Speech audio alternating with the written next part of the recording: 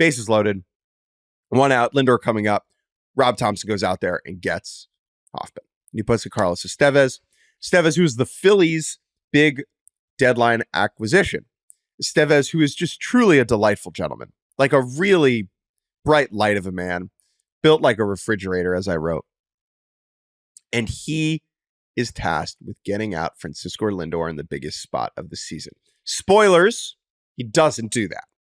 As I'm sure you know, the at-bat ends with Lindor putting one into the Phillies bullpen, grand slam, Mets take the lead, hoorah, right? Like all-time moment. But let's just quickly talk about the at-bat. So it was 4 heaters. Estevez throws 100. That's fine, right? On the 1-0 pitch, Estevez dots one on the black middle away, and Lindor swings through it. Then he tries to go inside, and he misses for a 2-1 count, and then he goes back away. It's basically he's trying to throw the same exact pitch he threw on the 1-0 count, and it just creeps a little bit too much over the dish. Lindor meets the moment, ball flies out, and the place explodes. It's a type of postseason moment we'll be thinking about forever. Like, it was so cool. Yeah, I mean, as you wrote, it's a postseason home run that will just be everywhere, especially it being at home. In terms of just a highlight that will be everywhere. I mean, I think that Carpenter's swing off Clase could be similar depending on how far Detroit goes, because it was just such a singular moment in terms of who it was, and particularly who it was against. And I would also say that continues the theme of just how many closers we've already seen. I'm going to push back against that, Jordan. I'm going to push back against that. With all due respect to Kerry Carpenter and the Detroit Tigers and the Cleveland Guardians. I'm sorry. I'm just saying. Mentioning something that I saw. I appreciate that. I don't want to East Coast bias you. I'm not trying to dunk on you. I understand that Kerry Carpenter does not carry the same weight of Francisco Lindor. Thank you. If you want to explain that to me, you can. But I'm aware of this. I'm saying, as far as a moment that will be replayed, is a thing that we have been. Okay, I get it. That's fine. I get it. What I'm saying is Lindor Grandy at home. Yes, at home, which is what I said. I know. All those things. All those things are true. With all due respect to the American League Central. That's fine. Again, it's not as big of a moment. I'm sorry I even mentioned it. I'm sorry. Forgive me. That home run never happened. It downplays the success of Kerry Carpenter.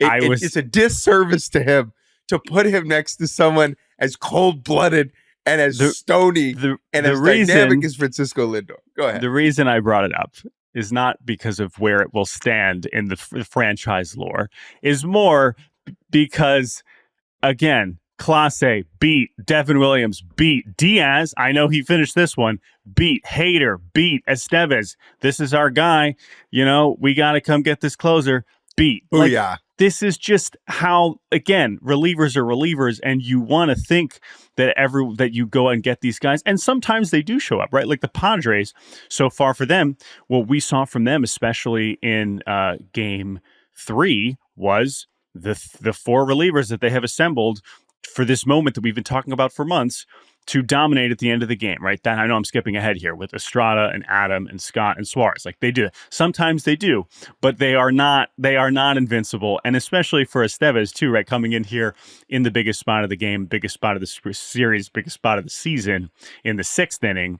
But Lindor is just, he is having moment after moment after moment. And now as we zoom in on Lindor here in particular, not that we haven't talked about him plenty over the last few months, but I do want to go back to the middle of the season when we were having Francisco Lindor All-Star discourse.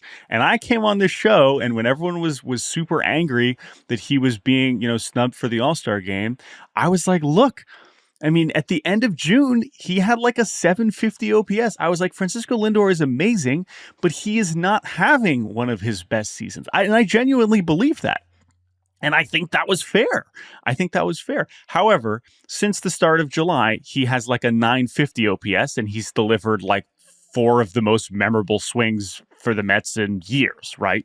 And so it was never a matter of doubting his overall talent, but it is a reminder that it wasn't necessarily his best season for the beginning, but it was that he deserved it. And I think that's what's so cool about that, because even though statistically, I think in the middle of the season, there was not as strong of a case, so much of what was rooted in that was Mets fans being like, this dude deserves more love and more respect for what he has always been for this team, especially as they were trying to figure it out in the middle of the year. And now him as just the leader and as like the face of this team has now matched the actual production, which is just these singular moments, clearly not singular moments, because he keeps doing it over and over and over.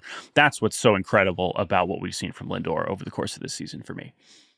I don't want to say that people had turned on Lindor, but it felt as if there was at various points since they traded for him and extended him, varying levels of disappointment in what he had been and how he had performed. And I think that this moment and the second half and him rebounding from the back that he couldn't touch his toes like 2 weeks ago, right? He is at the top of the game. Like this is a upper echelon, like, put some respect on that man's name. Like this is it, right? And I think that a year ago you would have said, what a good player. Like really, like superstar. So what a superstar player.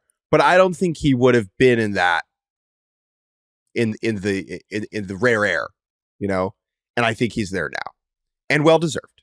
He doesn't react to the moment, and that was kind of what my piece was about, how these, you know, top of the charts players in these big moments don't react. Harper did the same thing in 2022. Like the place explodes around them and they're just calm. Lindor doesn't even smile until he touches home plate. Starling Marte lifts him up.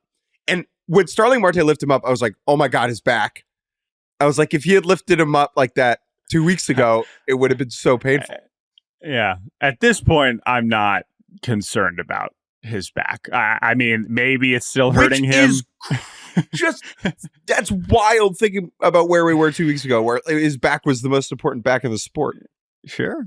And it's probably good that he took those games off, right? That he did take maybe more time off than we really thought, and probably the absolute minimum of games that but also maximum games that he could miss, considering how badly the Mets needed him, right? So it really worked out. But as you mentioned, yes, that is absolutely part of his incredible season as well. Is just how that all kind of unraveled at the end of the season.